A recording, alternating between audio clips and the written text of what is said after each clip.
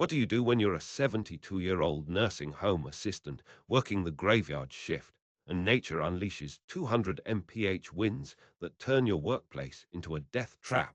Most people would pray for rescue and hope for the best.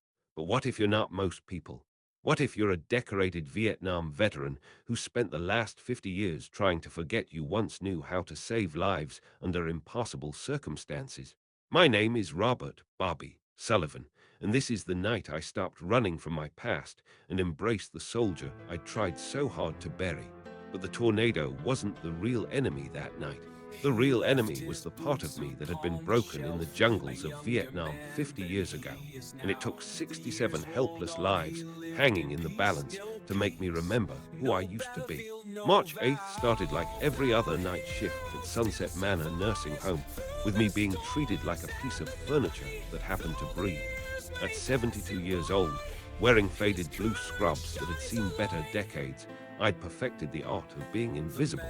Just another old man changing bedpans and wiping drool, earning $11.75 an hour to do the jobs nobody else wanted. Bobby, room 237 needs cleaning again, barked Nurse Patricia Mills as I shuffled past the medication station at 11:30 p.m. She didn't look up from her paperwork, didn't acknowledge that I'd just spent 20 minutes helping Mr. Henderson in room 203 through another Vietnam nightmare. Ironic, since I had plenty of my own. Patricia was 28 years old and treated me like I was already dead. To her, I was just slow Bobby, the ancient assistant who took forever to complete simple tasks and sometimes zoned out for minutes at a time, staring at nothing with the thousand-yard stare that younger staff attributed to senility rather than the truth. What they didn't know was that those zones-out moments weren't dementia. They were flashbacks to a jungle in Southeast Asia where I'd learned skills I'd spent 50 years trying to forget. At 72, I was the oldest employee at Sunset Manor and definitely the most ignored. The other night shift workers, 3 nurses and 2 assistants, treated me like a relic who should have retired years ago, but was too stubborn or too poor to quit. They had no idea that the shuffling old man who struggled with the computerized medication system was once Staff Sergeant Robert Sullivan, 1st Cavalry Division, with more confirmed kills than the rest of them, had years of life experience. But that was a lifetime ago, in a war nobody wanted to remember, fought by soldiers nobody wanted to thank. I'd been working at Sunset Manor for 3 years, 2 months, and 5 days. Not that I was counting the time until I could afford to retire. At my age, with my savings, that day was never coming. I'd applied for the job after being laid off from my previous position as a night security guard at a warehouse. Turns out, even security companies thought 69 was too old for protecting empty buildings. The nursing home job was supposed to be easier. Help elderly residents with personal care, assist with meals, keep them company during the long, lonely hours between midnight and dawn. Simple work for simple pay, with the added benefit that most of the residents were too far gone with dementia to really notice how invisible I'd become. But that was before I met the residents of Sunset Manor and realized that being invisible meant I was the only one who actually saw them. Mrs. Elena Vasquez in room 211 had been a war correspondent in World War II, one of only 3 female journalists allowed on the front lines during the Pacific campaign. The staff treated her like a confused old woman who babbled about battles that never happened. But I listened to her stories and recognized the thousand details that only someone who'd been under fire could know. Mr. James Tank Morrison in room 189 had been a Marine at Iwo Jima, earning a Silver Star for single-handedly taking out a Japanese machine gun nest that was pinning down his entire platoon. The staff thought his war stories were dementia-induced fantasies, but when he described the sound of incoming artillery and the way sand turned to glass under flamethrower heat, I knew he was remembering, not imagining. Colonel William Bill Hartman in room 156 had been a B-17 bomber pilot over Europe, flying 35 missions before being shot down over Germany and spending 2 years in a POW camp. The day shift nurses rolled their eyes when he talked about Stalag Luft III and the Great Escape. But I'd read every book about that camp and Bill's details were too accurate to be delusion. Room by room, I discovered that Sunset Manor wasn't just a nursing home. It was a repository of American military history, filled with heroes that the world had forgotten. And I was their guardian, the only person who understood their stories, because I had stories of my own that I'd never told anyone. The residents had given me something I hadn't felt in decades: purpose. Not the fake purpose that comes from earning a paycheck, but the real purpose that comes from being needed by people who matter. These men and women had served their country with honor, and in their twilight years, they deserved better than being warehoused by staff who saw them as problems to be managed rather than people to be respected. Which is why, when the tornado sirens started wailing at 3:02 a.m. on March 9th, my first thought wasn't about saving myself. It was about saving them.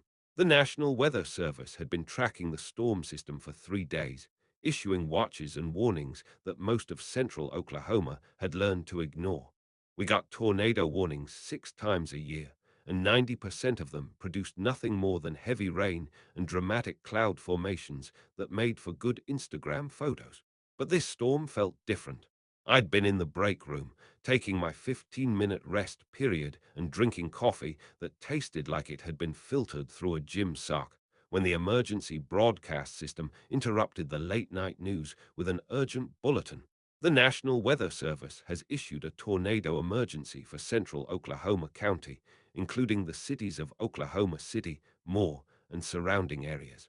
A large and extremely dangerous tornado is on the ground and moving northeast at 45 mph. This is a life-threatening situation. Take shelter immediately. Tornado emergency. Not a watch, not a warning, an emergency. That meant people were already dying. I looked out the break room window and saw something that made my blood freeze. In the distance, illuminated by lightning flashes, a massive wedge tornado was carving a path of destruction across the landscape. Even from 5 miles away, I could see debris being hurled thousands of feet into the air, pieces of buildings, vehicles, trees, and God only knew what else. The tornado was enormous, easily a mile wide at the base, with satellite tornadoes spinning around the main vortex like deadly dancers. An EF4, maybe even an EF5, the kind of storm that could wipe entire towns off the map.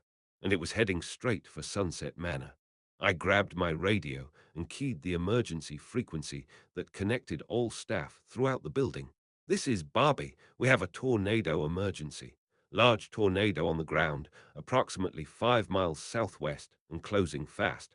We need to initiate evacuation procedures immediately." The response was immediate and predictably dismissive.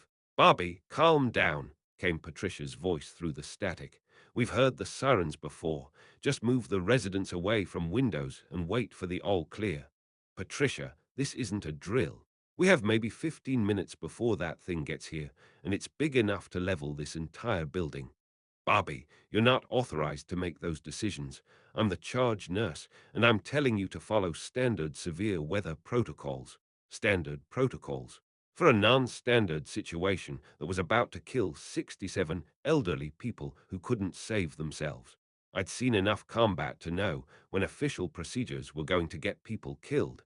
Sometimes you have to make the call that nobody else wants to make, even if it means disobeying orders and facing the consequences later. If there was a later. I switched my radio to the all-staff frequency and used a voice I hadn't used in 50 years, the command voice of a combat infantry sergeant who'd kept soldiers alive in the jungles of Vietnam. "All staff, this is Sullivan. We have a large tornado inbound, ETA 15 minutes. Begin immediate evacuation of all mobile residents to the storm shelter. Prep non-mobile residents for emergency transport." This is not a drill, and this is not optional. Lives depend on following these orders. Acknowledge. The silence that followed told me everything I needed to know. None of them had ever heard me speak with authority, with the absolute certainty of someone who'd made life and death decisions under fire. For 3 years, they'd known me as Slow Bobby, the harmless old man who shuffled through his shifts without making waves. Tonight, they were meeting Staff Sergeant Sullivan for the first time. Sarah Martinez, one of the newer nurses, came back first. "Bobby, are you okay? You sound different." "I sound like someone who's trying to keep 67 people alive." Are you going to help me, or are you going to let them die because we were too proud to break protocol? Through the window, the tornado was getting closer. I could see power lines exploding in showers of sparks as the storm devoured the electrical grid. Street lights were going dark in sequence as the tornado's outer winds reached the edge of town. Patricia's voice crackled through the radio, sharp with authority and anger. Bobby, you are not in charge here. Return to your assigned duties immediately, or I'll have you written up for insubordination. Insubordination. As if following a chain of command mattered when the chain was about to be shredded by 200 mph winds. Patricia, I replied, switching back to the command frequency. In about 12 minutes, you're going to understand why sometimes experience matters more than rank. Right now, you have two choices. Help me save these people, or watch them die while you worry about paperwork. I turned off my radio and looked out the window one more time. The tornado was close enough now that I could see individual pieces of debris, a car tumbling end over end through the air, the roof of a house spinning like a frisbee, what looked like an entire tree being snapped in half by the vortex.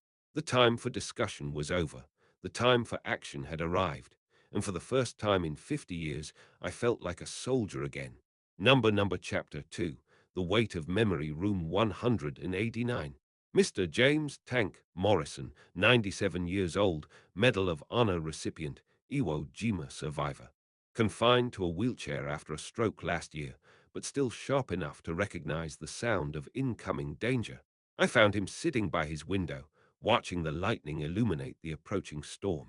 When he saw me enter his room, he smiled with the kind of grim satisfaction that only comes from a lifetime of facing impossible odds. Hell of a storm out there, Sarge, he said, using the nickname he'd given me after our first conversation about military service. Reminds me of the typhoon that hit us on Saipan in '44. Tank was the only resident who'd figured out that my background went deeper than bedpan duty. He'd never asked directly, but he'd drop hints and references that only another combat veteran would understand. Tank, I need to get you to the shelter, I said, releasing the brake on his wheelchair. This tornado's going to hit us hard. About time somebody started taking this serious, he replied, gripping the wheels of his chair to help propel himself forward. These kids today, they think bad weather is when their internet goes slow. As we moved toward the hallway, Tank looked up at me with eyes that had seen the worst humanity could do to itself. Bobby, whatever's about to happen, I want you to know I can see it in you. The weight, the things you carry. Some burdens get lighter when you share the load. He knew. Somehow, this 97-year-old Marine had looked into my soul and seen the ghosts I'd been carrying for 5 decades. But there was no time for confessions or therapy sessions. The tornado was 8 minutes out, and I had 66 more residents to move. Room 211. Mrs. Elena Vasquez, 94 years old, former war correspondent, partially mobile, but suffering from severe arthritis that made movement painful and slow. Mrs. V, we need to go, I said, helping her into her robe and slippers. Big storm coming. She looked at me with the sharp intelligence that had once made her one of the most respected journalists of her generation. Robert, dear, I've been through the London Blitz and typhoons in the Pacific. I can tell the difference between a storm and a catastrophe. Which one is this? Even at 94, Elena was still a journalist, still asking the right questions. The catastrophe kind, I answered honestly, but we're going to handle it. We, she raised an eyebrow. Interesting choice of words. Most people would say hopefully or probably. You say we're going to like it's an established fact. I helped her to her feet, supporting her weight as we moved toward the door. Some things you know, Mrs. V, some things you just know. The hallway was beginning to fill with other staff members who were finally starting to understand that this wasn't a routine severe weather event. Sarah Martinez was helping residents from the East Wing, her earlier doubt replaced by efficient professionalism. Even Patricia had emerged from the nurse's station, though she was still clutching her clipboard like a shield against the chaos. But we were moving too slowly. At this rate, we'd never get everyone to safety before the tornado arrived. Room 156. Colonel William Bill Hartman, 91 years old, former B-17 pilot, recovering from hip replacement surgery and barely mobile. Colonel, time to move. I said, entering his room with the brisk efficiency of a military operation. Bill was already sitting on the edge of his bed, fully dressed despite the late hour. Been listening to the radio chatter, he said, gesturing toward an old shortwave receiver on his nightstand. Emergency services are overwhelmed. Nobody's coming to help us, are they? Of course Bill would have a radio. Old pilots never stop monitoring the airwaves. Not in time, I admitted. It's up to us. Us, he repeated, the same word that had caught Elena's attention. Bobby, I've been flying through storms for 70 years. I know the sound of a man who's got a plan versus a man who's hoping for luck. Which one are you? I looked at this 91-year-old colonel who'd flown bombing missions over Nazi Germany, and for the first time in decades, I felt like I could tell someone the truth about who I really was. I'm the guy who's going to get you out of here alive, sir, even if it kills me. Something in my voice must have convinced him, because Bill nodded and reached under his bed to pull out a bag that had obviously been packed for emergency evacuation. Lead the way, Sergeant, he said. I've been ready to go since 1943. By the time I'd moved Bill to the shelter area, the reinforced basement that served as both storage space and tornado shelter, I could hear the storm getting closer. The building was starting to shake with each thunderclap, and the emergency lighting was flickering as power surges stressed the electrical system. But we still had 47 residents to move, and maybe 6 minutes before the tornado arrived. The math was simple and terrifying. Even with all available staff working at maximum efficiency, we couldn't evacuate everyone in time, which meant some people were going to be trapped in the upper floors when 200 mph winds turned the building into a blender. Unless I did something that I'd sworn I'd never do again.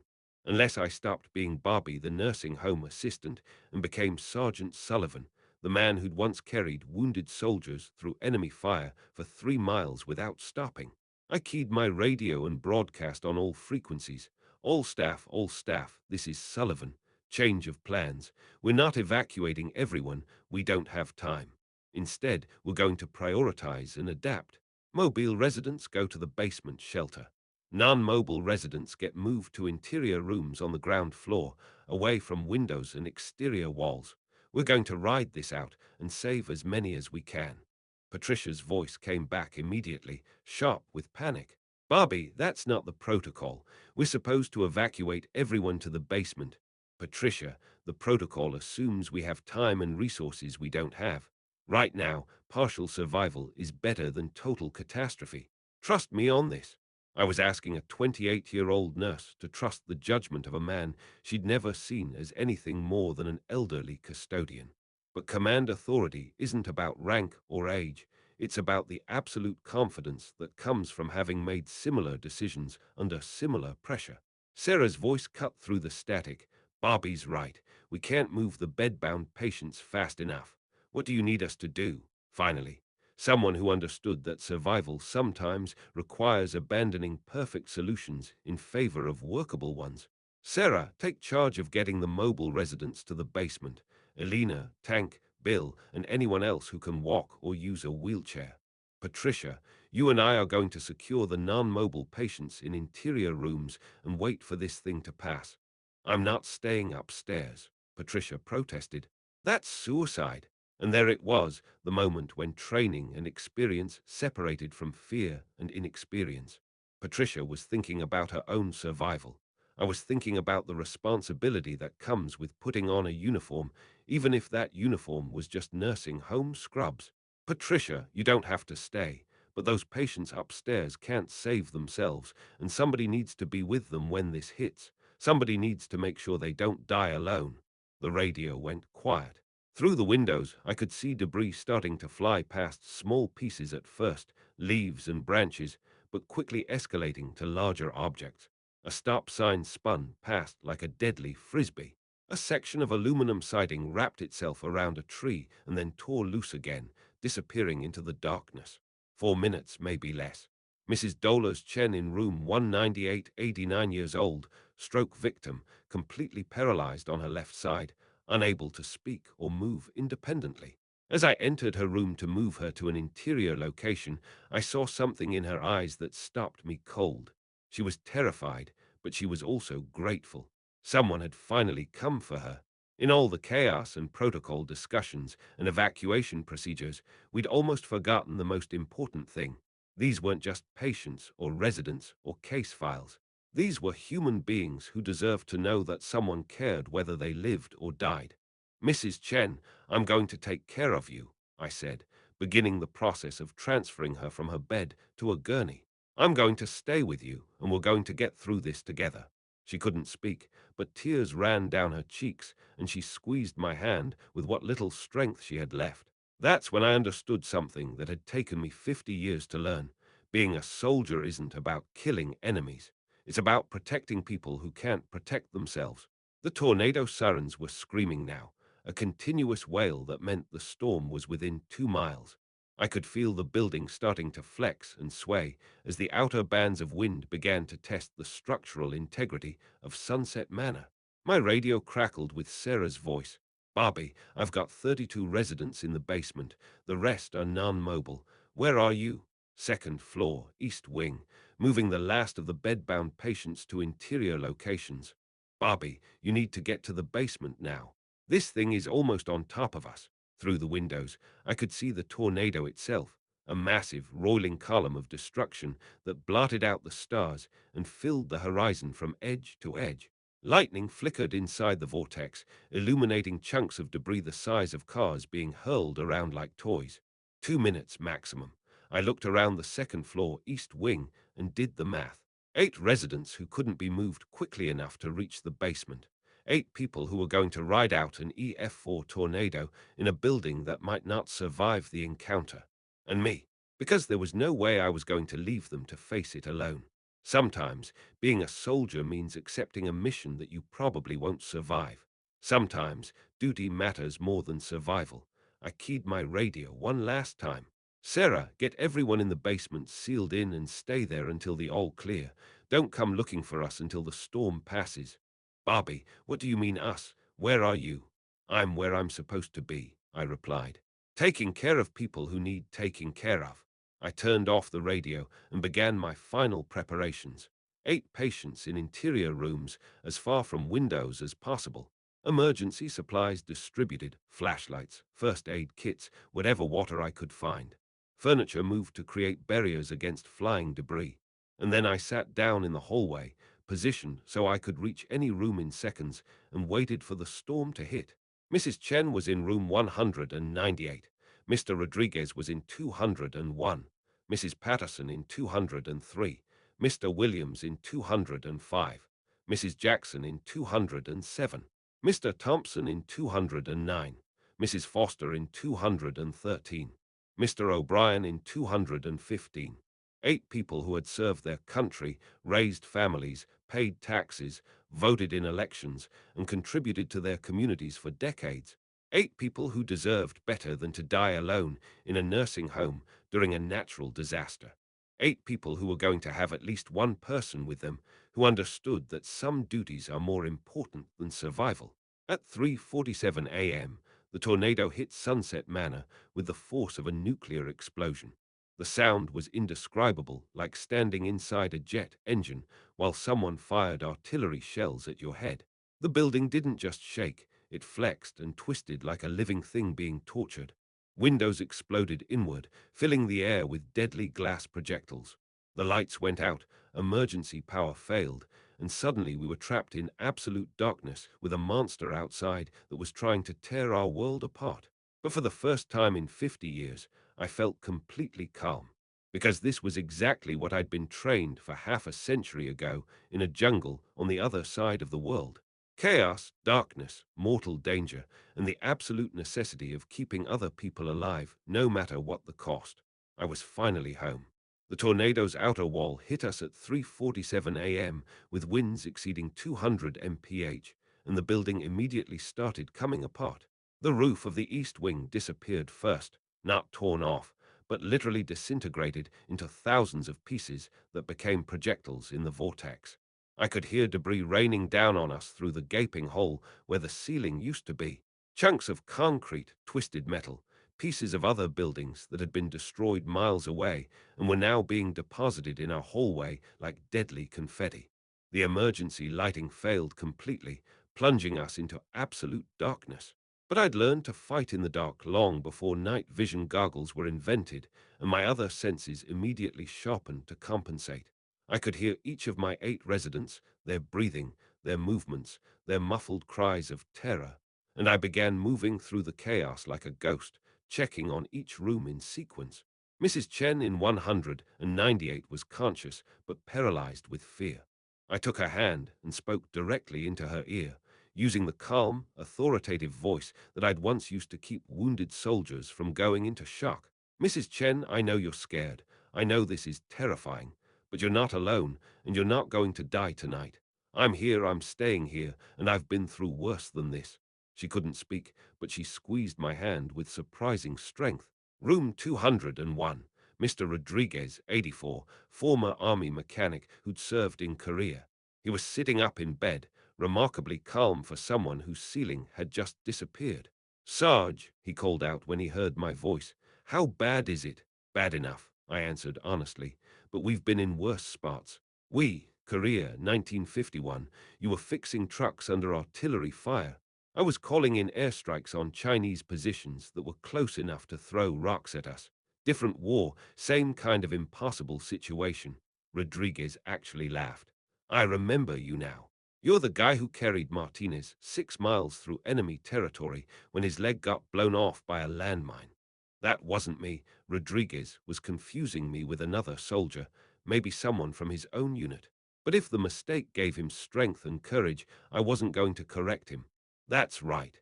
And if I could carry Martinez through Chinese machine gun fire, I can sure as hell keep you safe through a tornado. Sometimes the truth matters less than hope. The wind was getting stronger, which shouldn't have been possible. We were supposed to be experiencing the tornado's passage, a few minutes of extreme violence followed by calm. Instead, it felt like the storm was stalling directly overhead, as if the tornado had decided to park itself on top of Sunset Manor and tear the building apart piece by piece. Room 203. Mrs. Patterson, 91, former factory worker who'd built aircraft parts during World War II. I found her huddled under her bed, which had probably saved her life when the window in her room exploded inward. Mrs. Patterson, it's Bobby. Are you hurt? Bobby, oh, thank God. I thought everyone had left us. Nobody gets left behind, I said, helping her out from under the bed and checking for injuries. Not on my watch. A cut on her forehead, probably from flying glass, but nothing life-threatening. I used my shirt to make a bandage and helped her to the interior wall where she'd be safer from debris. Bobby, she said as I worked, you sound different tonight. Different how? Like you know what you're doing, like you've done this before. Everyone was noticing the change. For 3 years, I'd been slow Bobby, the harmless old man who shuffled through his duties without making waves. Tonight, I was someone else entirely.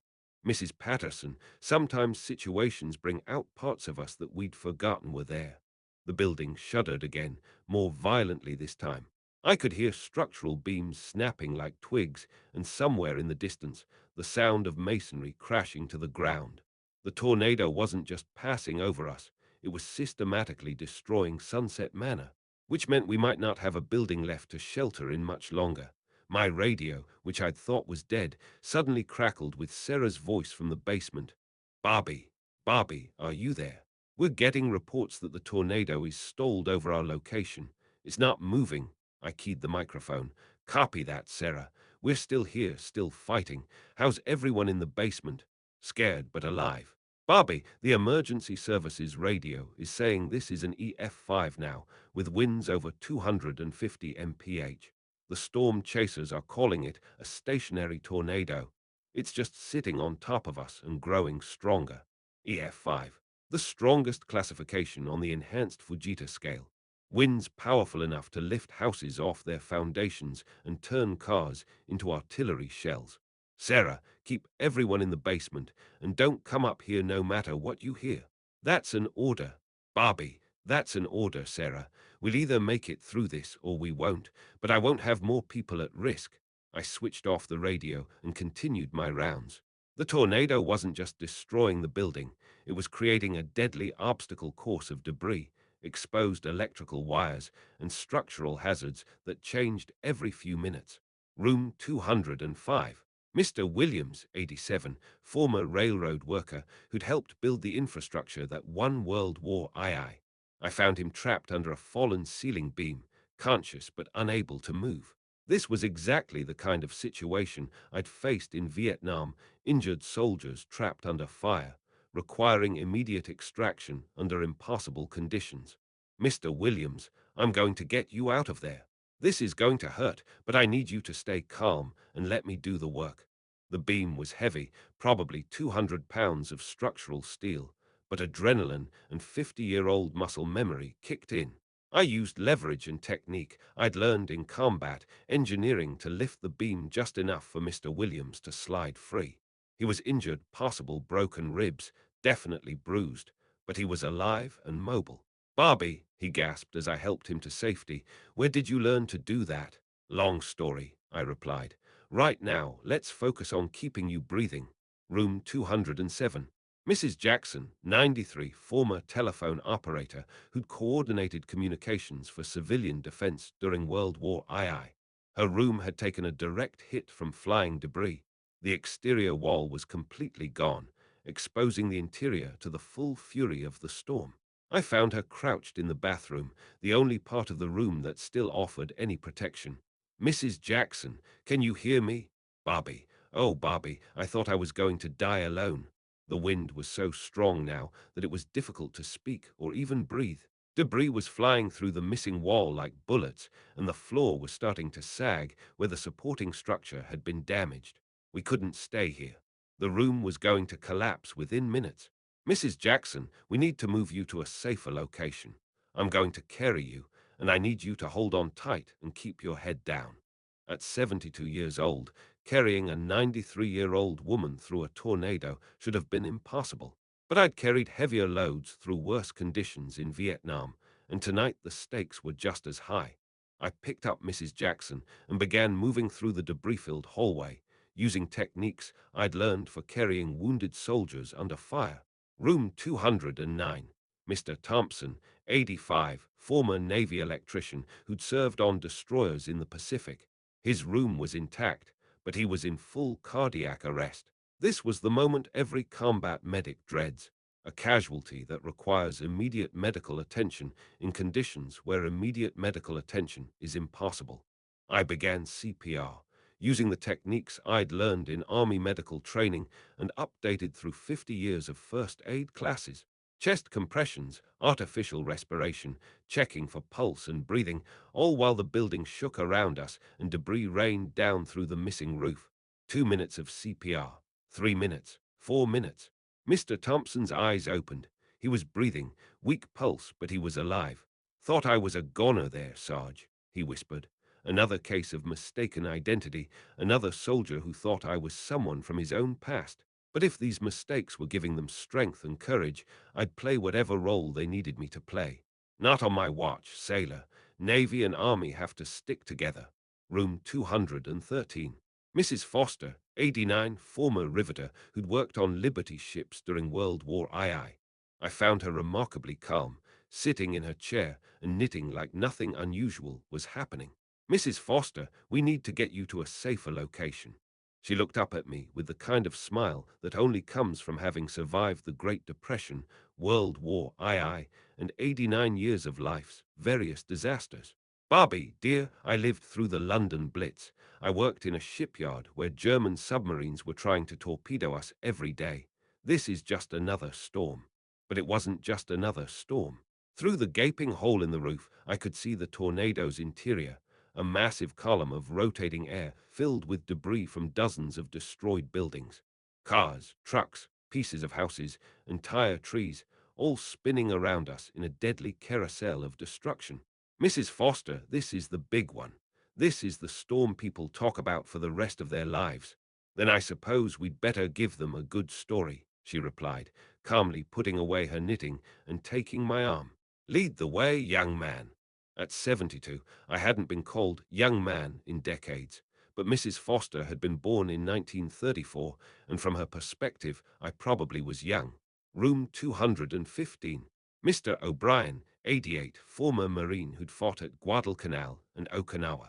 His room was in the worst shape of all: no roof, no exterior wall, furniture scattered and destroyed. I found him sitting calmly in the ruins, still wearing his Marine Corps baseball cap despite everything that had happened. "Semper Fi, Gunny," he said when he saw me.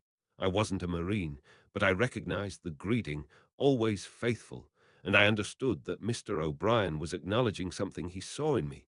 "Semper Fi, Marine. Time to move." "Roger that. Where are we going?" Good question. All 8 of my residents were now accounted for, but their original rooms were either destroyed or about to collapse. The second floor was rapidly becoming uninhabitable, but the stairwell to the basement might not be passable. I made the decision that would either save us all or kill us all. "We're going to the first floor, center of the building, away from exterior walls. We're going to ride out the rest of this storm in the safest place we can find." Moving 8 elderly residents through a building that was being torn apart by 250 mph winds was arguably insane, but staying where we were was certain death. One by one, I began moving them. Mrs. Chen on a gurney that I pulled through debris-filled hallways. Mr. Rodriguez walking with assistance, using his cane to navigate around fallen ceiling tiles. Mrs. Patterson holding onto my belt as we felt our way through darkened corridors. Each trip was a nightmare of flying debris, collapsing structures, and winds strong enough to knock a grown man off his feet. But each trip brought us closer to safety. The first floor hallway was in better shape than the second floor. The lower elevation provided some protection from the worst winds, and the structural supports were stronger. I found a centrally located conference room with no windows and solid interior walls. Our final stronghold, the place where we'd make our last stand against nature's fury. By 4:15 a.m., I had all 8 residents gathered in the conference room. Mrs. Chen on her gurney, Mr. Rodriguez in his wheelchair, the others sitting on chairs or mattresses I dragged from damaged rooms. We had some water, a few emergency medical supplies, and flashlights that provided just enough light to see each other's faces. And we were alive. The tornado was still directly overhead. I could hear it roaring like a freight train that never passed. But the conference room was holding together. The winds weren't quite as devastating at ground level. And for the first time in over an hour, I felt like we might actually survive this. That's when Mrs. Foster asked the question that changed everything. "Bobby, dear, in all the excitement, I think we've forgotten something important." "What's that, ma'am?" "The third floor residents. Didn't you say there were people on the third floor?" My blood turned to ice water. In all the chaos of evacuating the second floor, I'd completely forgotten about the third floor. Sunset Manor's assisted living wing, where another 12 residents lived in semi-independent apartments. 12 more people who couldn't evacuate themselves. 12 more people who were trapped in the highest part of the building while an EF5 tornado tried to tear it apart. 12 more people who were going to die unless someone went back into hell to save them. Mr. O'Brien must have seen something in my expression because he reached out and grabbed my arm with surprising strength. "Gunny, you can't save everyone. Sometimes you have to make the hard choices." He was right. Any rational person would stay in the relative safety of the first floor conference room and wait for the storm to pass. Going back up into the tornado would be suicide. But I looked around at the 8 people I'd already saved, 8 lives that existed because someone had been willing to risk everything to protect them. And I knew I couldn't live with myself if I abandoned 12 more. "Mr. O'Brien, you're right about making hard choices. Sometimes you choose to do the impossible because it's the right thing to do." I stood up and checked my equipment. 1 flashlight, 1 radio, first aid supplies, and whatever courage I could muster from 50 years of buried memories. Mrs. Jackson spoke up from her position near the door. "Bobby, you can't go back up there. You'll be killed." "Maybe," I agreed, "but maybe not. And if there's any chance those people are still alive, I have to try." Tank Morrison, the 97-year-old Medal of Honor recipient, rolled his wheelchair over to me and looked me straight in the eyes. "Sarge, in 60 years of peacetime, I never met another soldier who understood what we learned in the war. But tonight, you've shown me that some people never forget their duty, no matter how old they get or how much time passes." He reached into his jacket and pulled out something I hadn't seen in decades. A Bronze Star Medal with Valor device. This was mine, from Iwo Jima. I want you to have it, because you've earned it tonight more than I ever did on that beach. I stared at the medal, a piece of metal that represented the highest values of military service, and understood that Tank was passing something more than jewelry from one generation to another. Tank, I can't take your medal. You're not taking it, Sarge. You're carrying it. There's a difference. I accepted the Bronze Star and clipped it to my scrubs. Not because I deserved it, but because sometimes symbols have power, and I needed all the power I could get for what I was about to attempt. 8 elderly residents watched as I prepared to leave the safety of our shelter and venture back into a tornado that was still destroying everything in its path. Bobby, Mrs. Foster called out as I reached the door. When you bring those people back, and you will bring them back, we'll be here waiting. Not if I bring them back. When I bring them back, sometimes faith matters more than logic. I opened the door to the hallway and stepped back into the storm. The journey from the first floor to the third floor should have taken 2 minutes. In normal conditions, it was just a stairwell and 2 flights of stairs. But these weren't normal conditions, and the building had been transformed into a deadly maze of collapsed ceilings, exposed electrical wires, and debris fields that shifted with each gust of wind.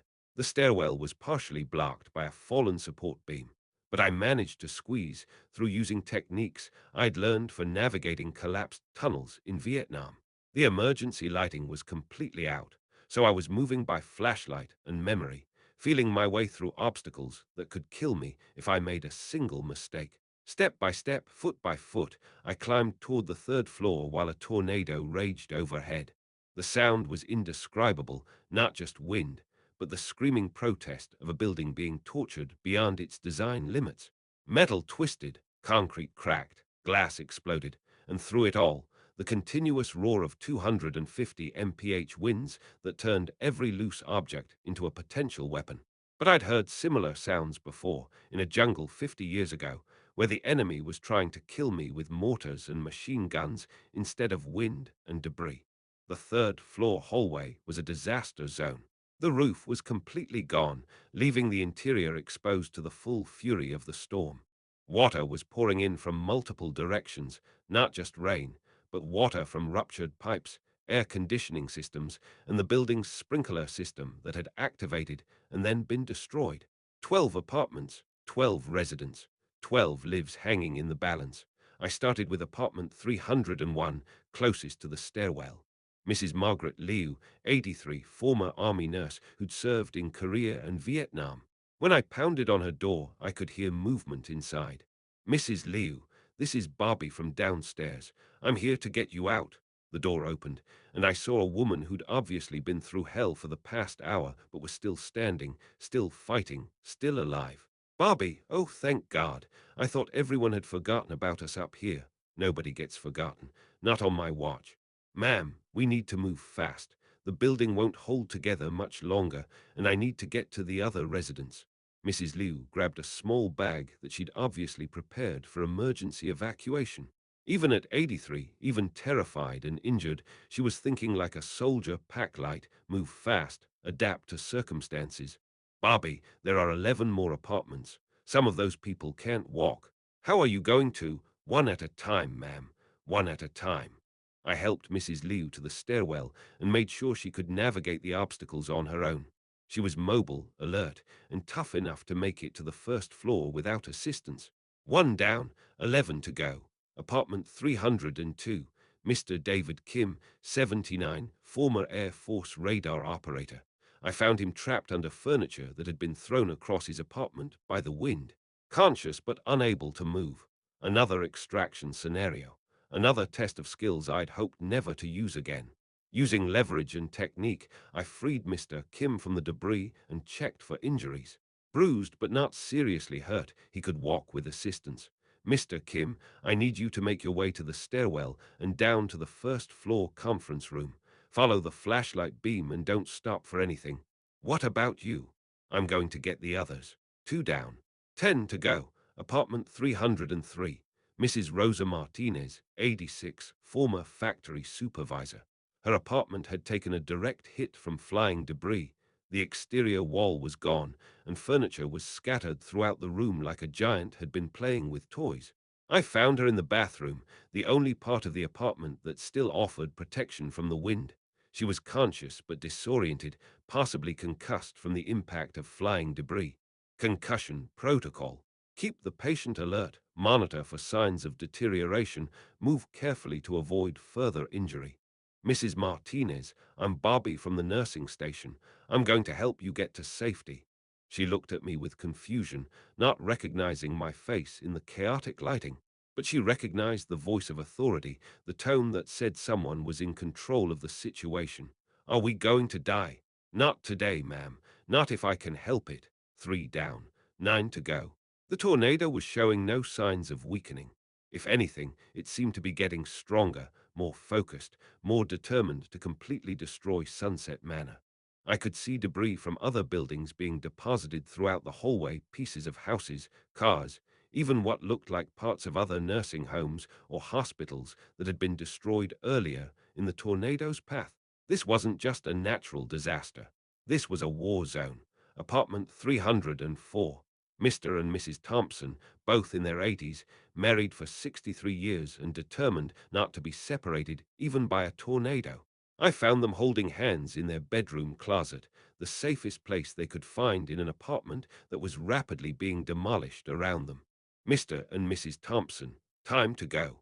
I'm going to get you both to safety. Together, Mr. Thompson insisted. We go together or we don't go at all. 63 years of marriage, and they were still a team.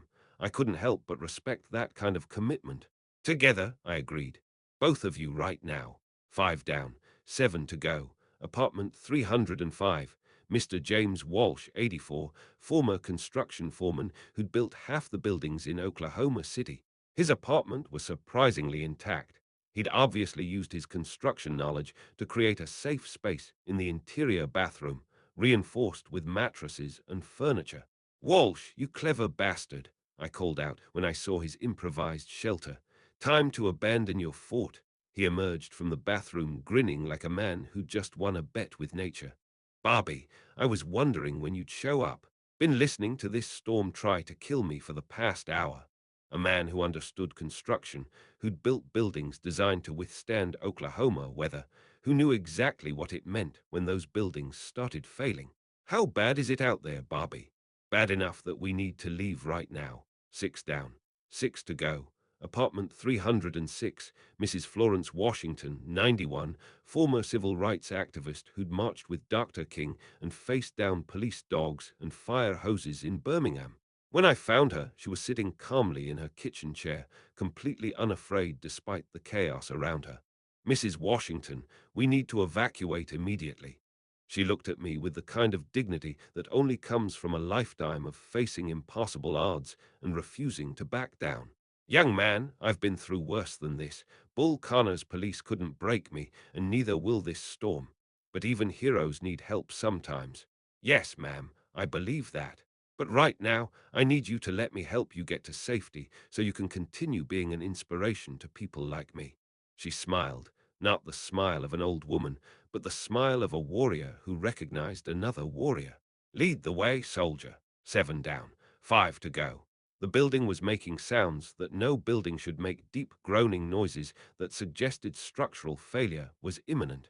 I could feel the floor shifting under my feet as support beams failed, and the tornado's winds worked to tear apart what was left of Sunset Manor's third floor. Time was running out. Apartment 307. Mr. Robert Bobby Chen, 88. Yes, we had the same first name, former Marine who'd fought at Chosin Reservoir in Korea. I found him barricaded in his bedroom, using military-style defensive positioning to protect himself from flying debris. "Bobby Chen, this is Bobby Sullivan. Time to move, Marine."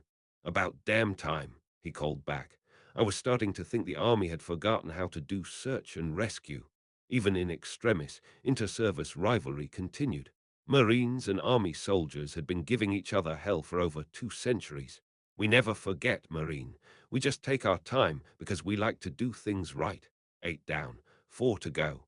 Apartments 308, 309, and 310 were clustered together at the end of the hallway.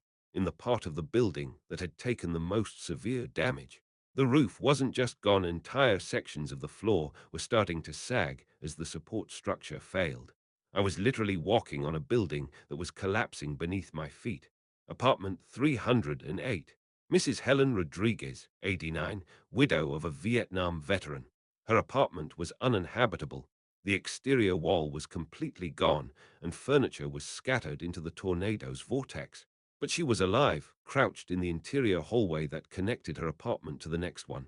Mrs. Rodriguez, can you hear me? Bobby, is that you? Oh, thank God. 9 down, 3 to go. Apartment 309. Mr. William Bill Jackson, 85, former police officer who'd served in Vietnam before joining law enforcement.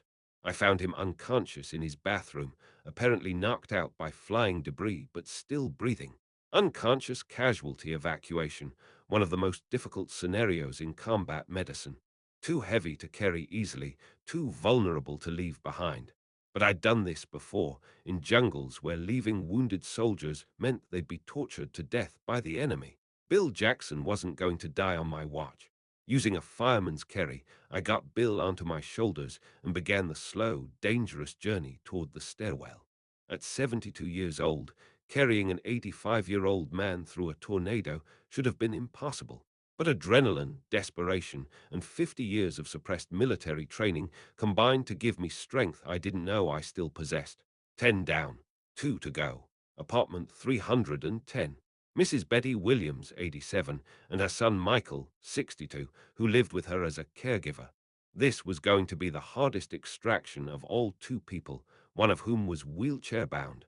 I found them in the apartment's reinforced closet, which Michael had obviously prepared as a tornado shelter.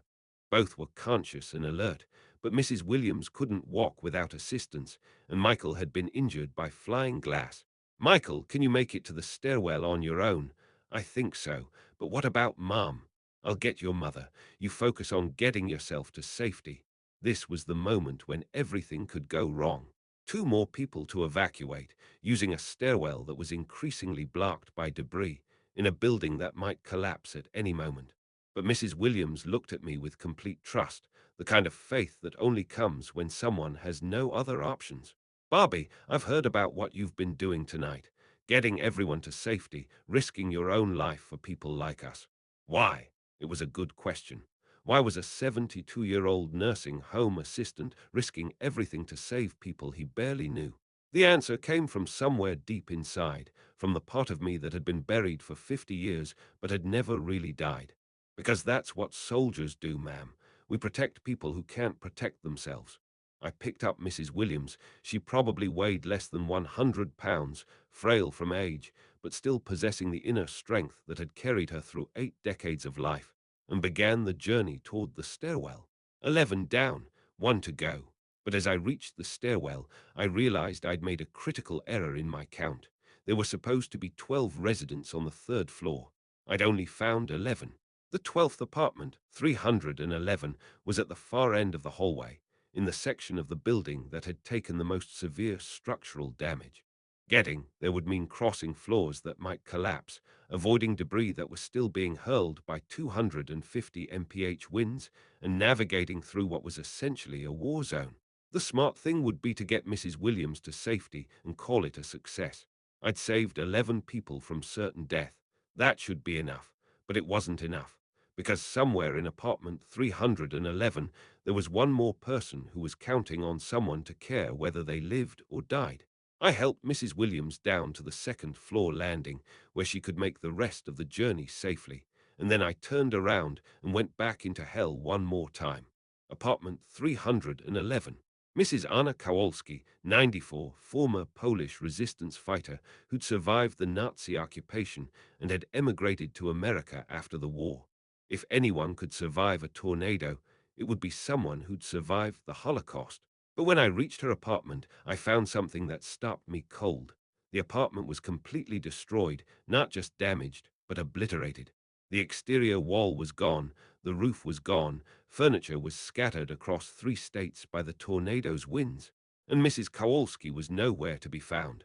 I searched the ruins, calling her name, checking every possible hiding place. The bathroom had been destroyed. The bedroom was uninhabitable. The kitchen was a disaster zone of broken glass and twisted metal.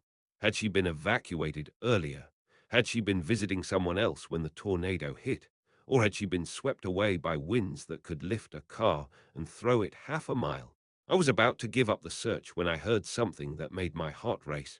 A faint tapping sound, rhythmic and deliberate, coming from beneath a pile of debris in what used to be the living room. Someone was alive under there, and they were trying to signal for help. The debris pile was massive chunks of concrete, twisted metal, pieces of furniture, all held together by a precarious balance that could collapse at any moment. Moving the wrong piece could cause the entire pile to shift and crush whoever was trapped underneath. But I'd done this before, in Vietnam, when artillery shells had collapsed bunkers with soldiers trapped inside.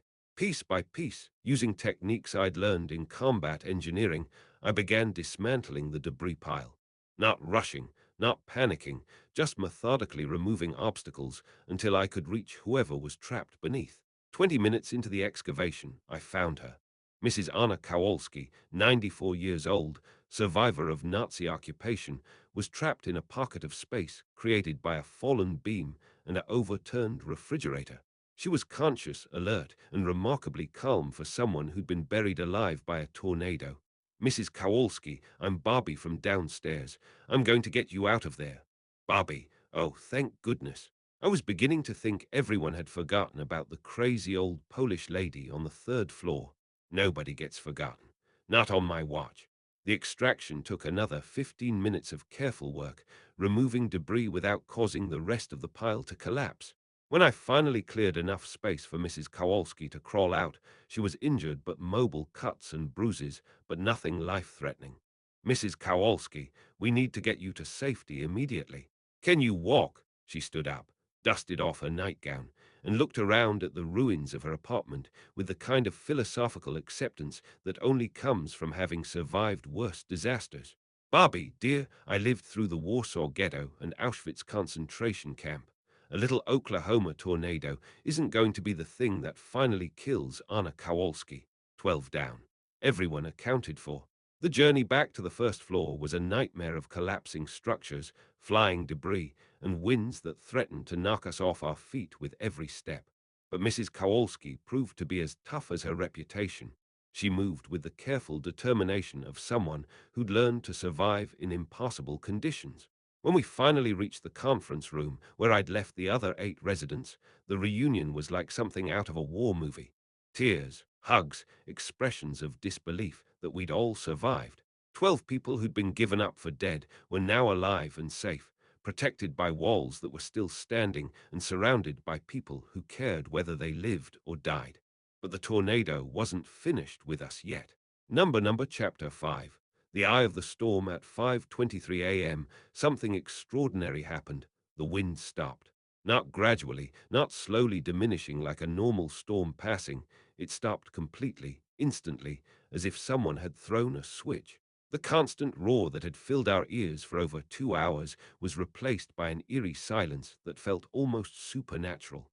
We were in the eye of the tornado. I'd heard about this phenomenon, but had never experienced it. The eye of a hurricane was well documented, but tornado eyes were rare, occurring only in the most powerful storms.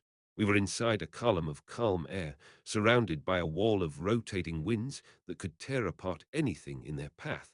Everyone stay exactly where you are, I announced to the 20 people now gathered in the first floor conference room. This is temporary. The storm isn't over. Mrs. Kowalski, who'd survived more disasters than the rest of us combined, spoke up. Bobby, dear, how long do we have? Good question. Tornado eyes typically lasted anywhere from a few minutes to half an hour, but there was no way to predict how long this one would persist. I don't know, Mrs. Kowalski, but we're going to use whatever time we have to improve our situation. I keyed my radio, hoping to re-establish contact with Sarah and the basement shelter. Sarah, this is Bobby. Do you copy? Her voice came through immediately, crackling with relief and disbelief. Bobby, oh my God, are you alive? We thought. The whole third floor collapsed. We thought you were dead. Reports of my death have been greatly exaggerated, I replied, borrowing from Mark Twain. I've got all 12 third-floor residents with me. Everyone's alive and accounted for. The silence that followed told me Sarah was probably crying. Bobby, that's impossible. The building, you can't have. How did you? Long story, Sarah. Right now I need a situation report. How's everyone in the basement? All 32 residents are safe. Some injuries, mostly minor. The basement held together better than we expected. 51 people. 51 lives that had been saved from what should have been certain death. Sarah, we're in the eye of the storm right now, which means the second half is coming. I need you to keep everyone in the basement until I give the all clear.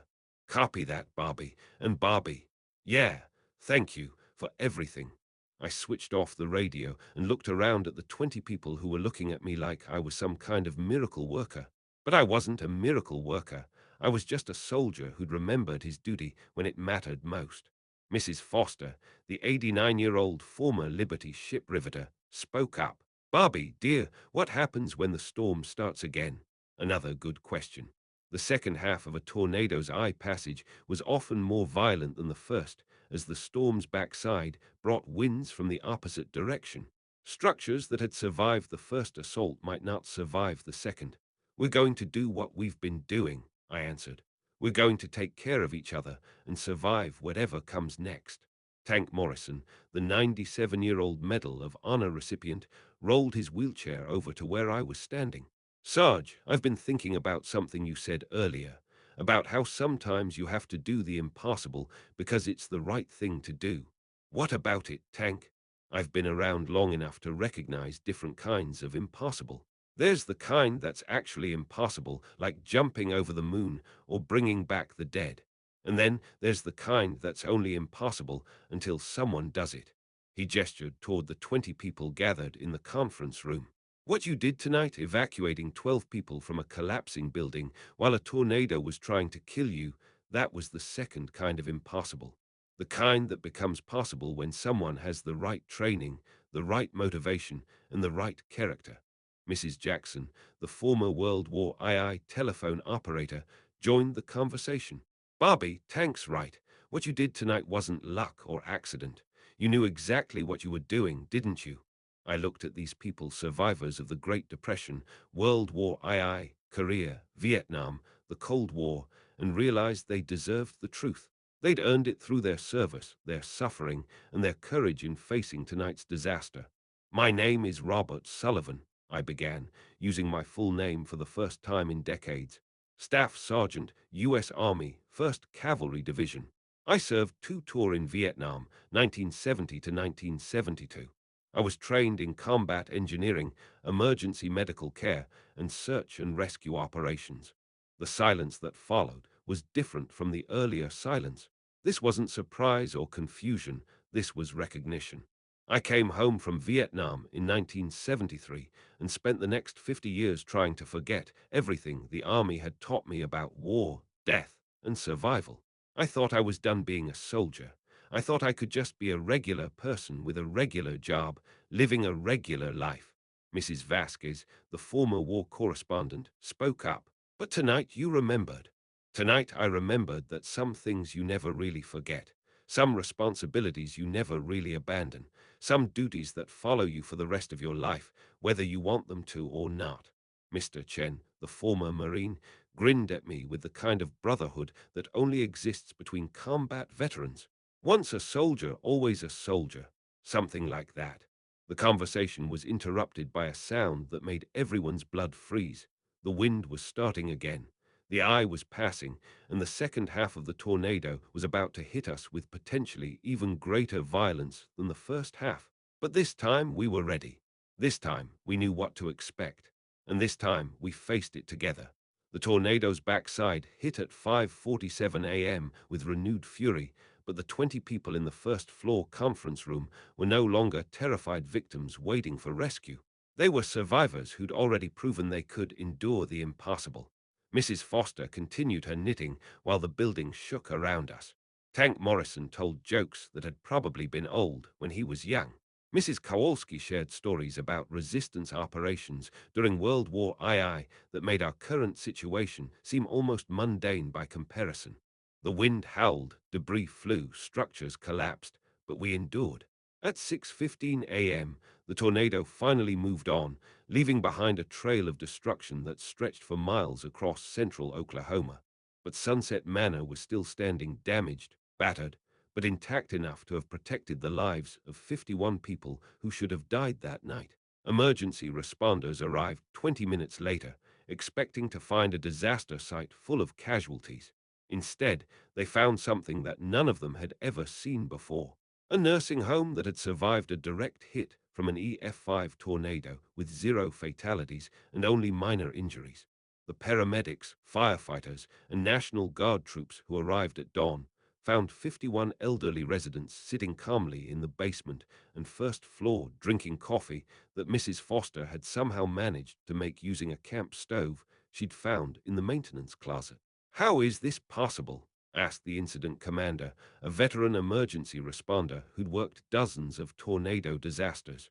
"The building is half destroyed, but everyone's alive."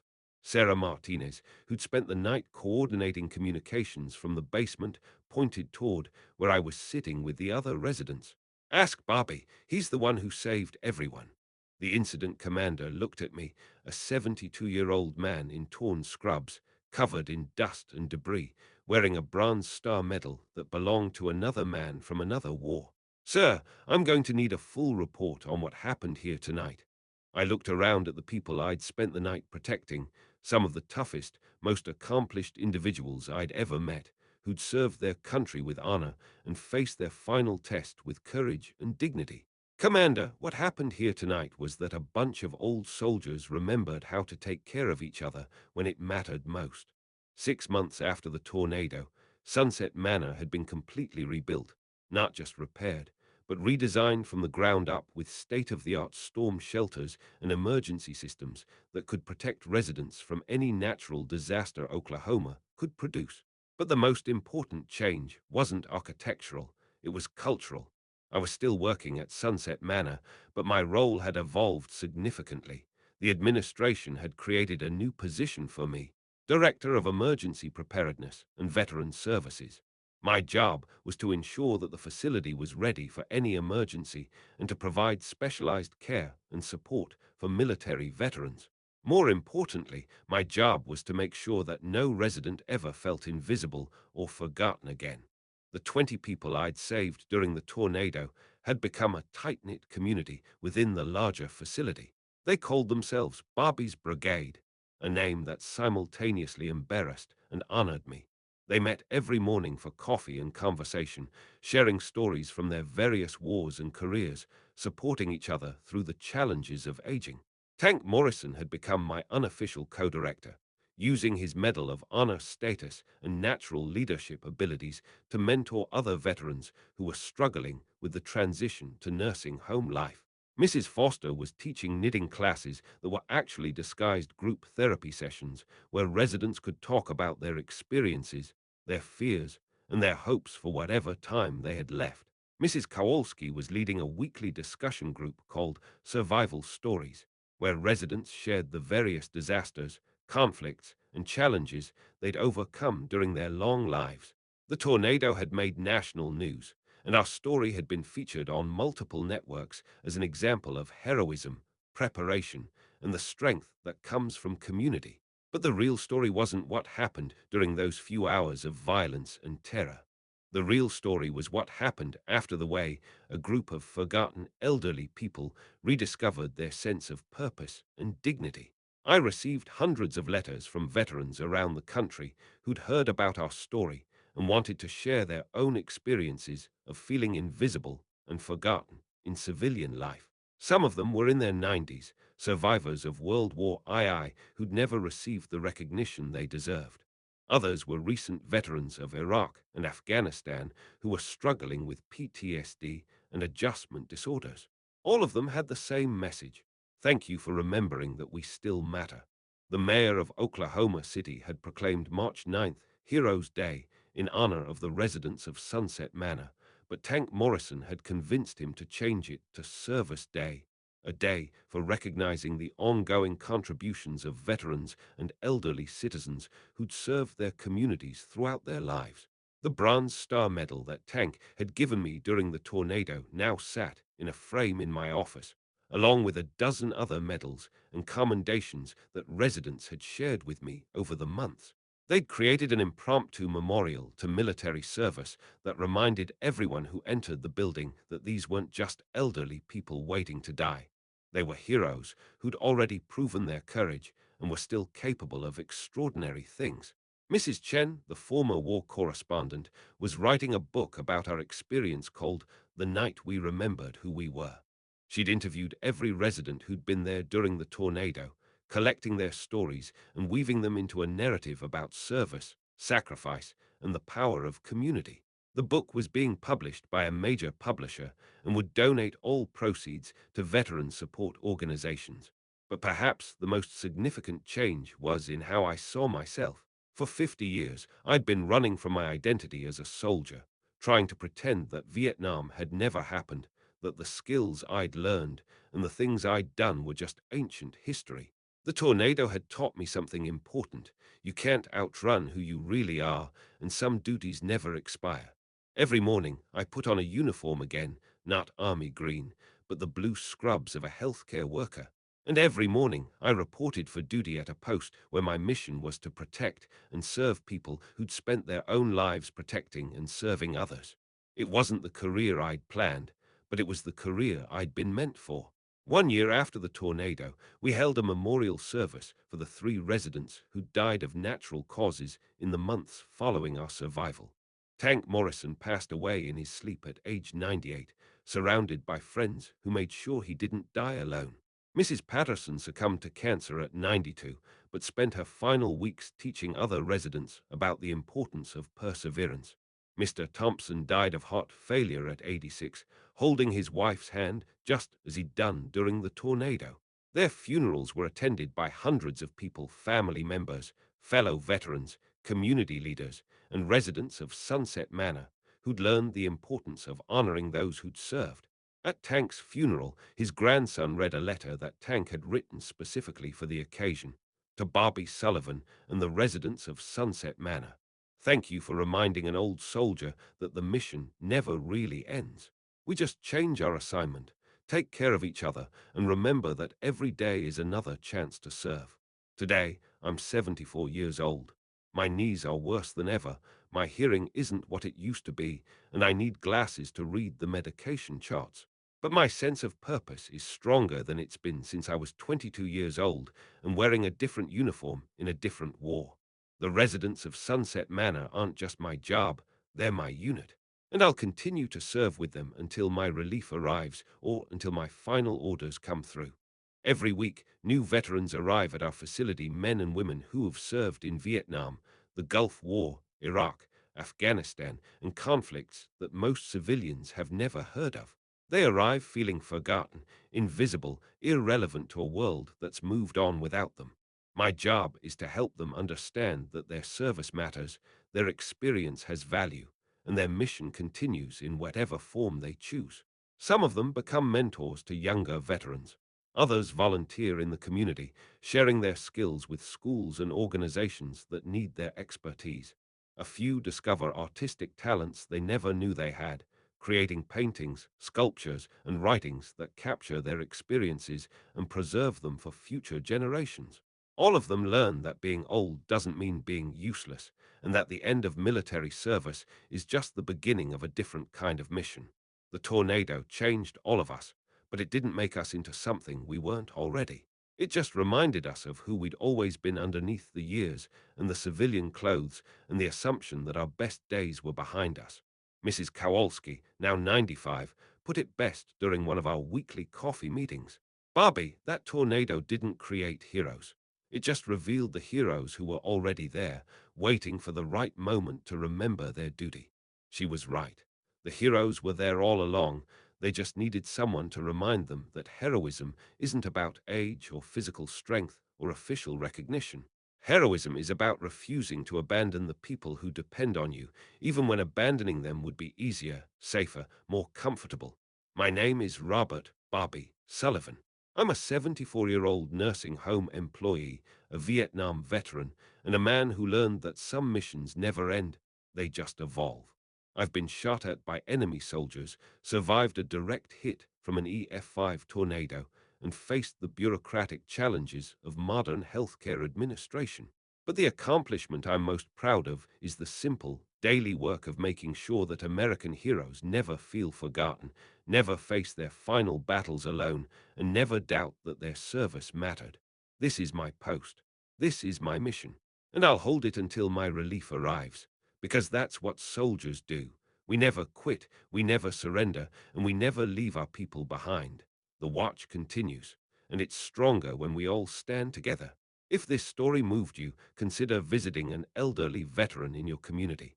Listen to their stories, thank them for their service, and remember that heroes come in all ages, and heroism often looks like simply showing up when someone needs you most. The veterans in nursing homes and assisted living facilities around the country aren't just residents or patients. They're living repositories of American history, courage, and sacrifice. They deserve our respect, our attention, and our gratitude. Thank you for reading Bobby Sullivan's story. Thank you for remembering. And thank you for recognizing that the mission to care for those who served continues every day in every community, wherever there are people willing to answer the call. The watch continues, and there's always room for one more guardian.